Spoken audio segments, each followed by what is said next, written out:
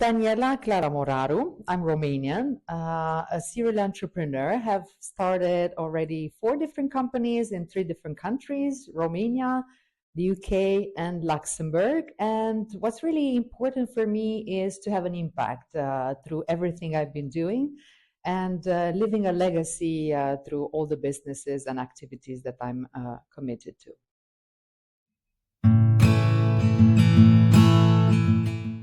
I started my business out of necessity. I came to Luxembourg. I was overqualified. I just finished my second master degree, an MBA with a university from the United States. And I was trying to find a traditional employment. However, given my young age and the overqualifications, I wasn't really able to find any. So I thought, okay, I have different set skills that are really unique. Why not start something by myself? And that's what I did.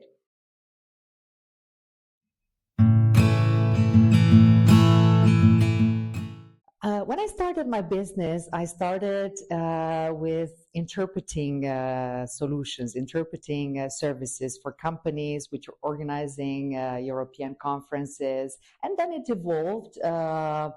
So now we are using Languages.lu. This is the brand name that we've been using since 21 years.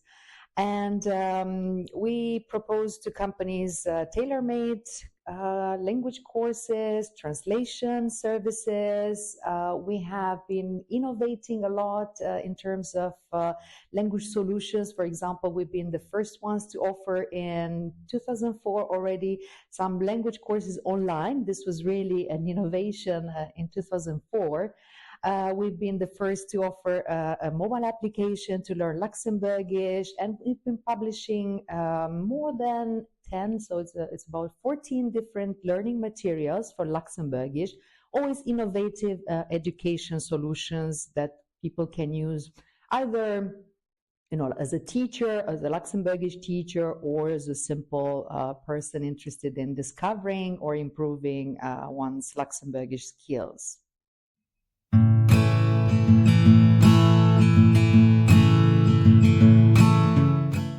Throughout my 21 years of existence of the company, I've had a lot of challenges. It would be difficult now to really just choose the main because they are related to many different things. But something that might talk to you a lot are the challenges that I've had in the very first year. And they were related to opening an account. They are related to actually creating my company. I had to go to London to do it, actually not to go physically, but to create a company online, because in the UK you had this possibility of a £1 company, which was done in 24, 48 hours. And then finding a company which would be willing to rent me a space for our offices. These things, they seem so little, but actually they were really big struggles, because without the bank account, you cannot really start selling your services. Without an actual space, at that time, we didn't have all these solutions, which are the co-working spaces. So we needed classrooms for our language courses. We needed a space to welcome our customers. And so they were really a big struggle for many months, especially the first year. Then I would like to mention another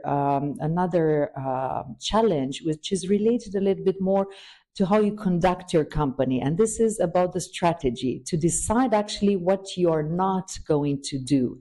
Is you have a lot of ideas when you start, especially if you're passionate about the activity that you are starting. So you want to do so many things, but then at a certain moment you have to decide, okay, these are the limits. I'm going to focus on this 1, 2, or 3, but not more, because then the return on investment is going to be really below your expectations. And so this would be the challenges and the solutions in a way that I would like to mention.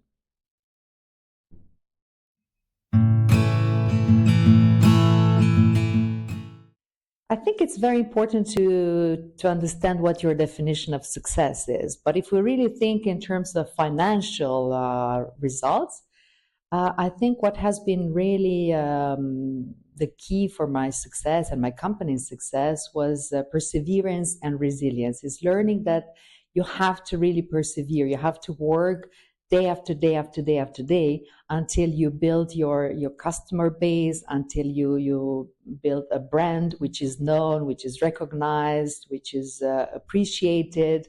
So it takes time. Nothing is being done overnight. And then I think for me, because I'm passionate about marketing and communication, I've done my master in marketing and my MBA as well, and international business. This has really helped me bring this innovation into what I'm doing. Not doing just language courses. For example, when we started, we are the only ones using English. This was something. That's why we used languages.lu, because nobody else was using English in the communication they were having, and nobody was using the online aspect as much as we did. So we were the first to really highlight this use of technology and online services.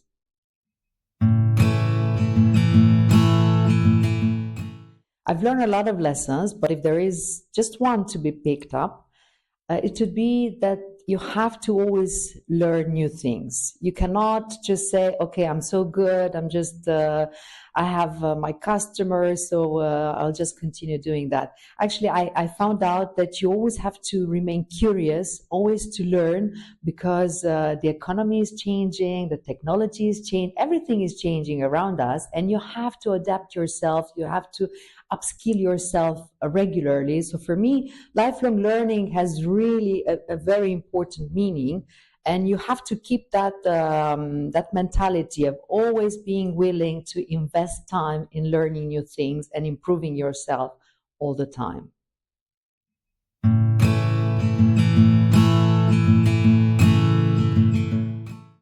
When I was a student, I had the fantastic privilege to have my first mentor. He was the vice rector of the university I was studying in, and he really believed in my skills, and he encouraged me to represent the university in different international competitions. And what I really loved about him was that even though he was so busy, he was not just the vice rector of the university, he was also a member of the board of a lot of different companies. He always found time. He found personal time with those he was choosing to kind of sponsor, and he was giving us maybe half an hour every couple of weeks.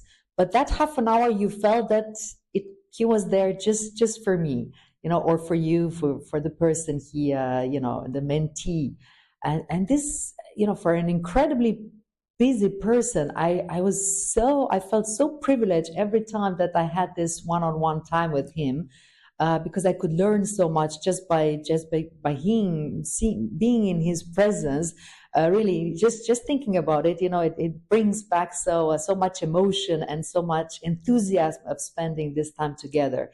And I learned so much from him, and I'm really very grateful for this mentor that I've had.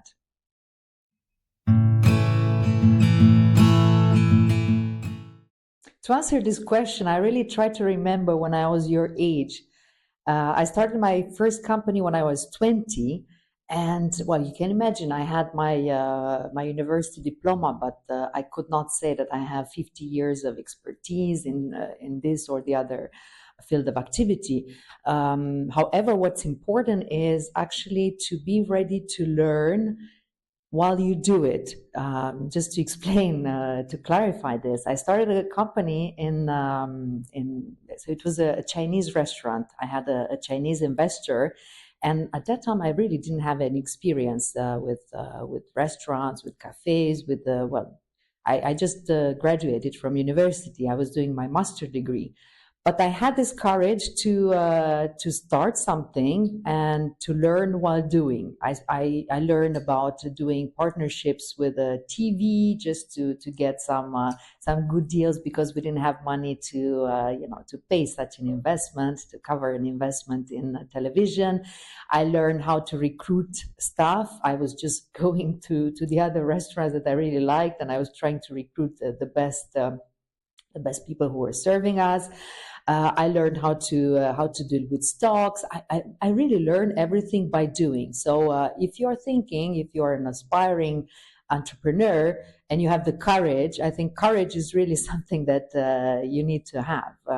And then you learn a lot by doing. So don't be afraid. You just go for it if you feel passionate about doing it.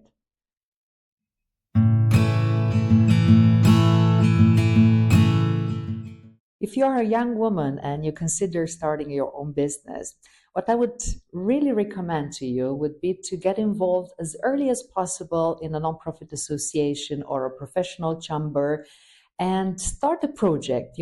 Take on a project, the management of a little project, and this way you will learn how to deal with a lot of different aspects that later on will be part of running a business. It's really something that will help you invest very less. I mean, it will be your time and energy rather than your capital, your money. But you learn so much. I really recommend that you give it a try, and only after decide that you want to start something, because with this experience you'll have so many more chances to succeed if you want to go this way and start an entrepreneurial journey.